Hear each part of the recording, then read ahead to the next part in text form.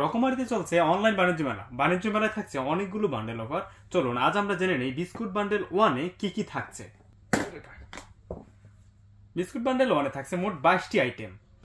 বান্ডেলে থাকছে বিভিন্ন ব্র্যান্ডের বিস্কুট, যেমন এখানে থাকছে বুম বিস্কুট, থাকছে পাইনাপেল, থাকছে ফ্রেশ সুগার ক্র্যাশ, থাকছে এলাচি ক্রিম, এছাড়াও থাকছে ফ্লোরিডা অরেঞ্জ,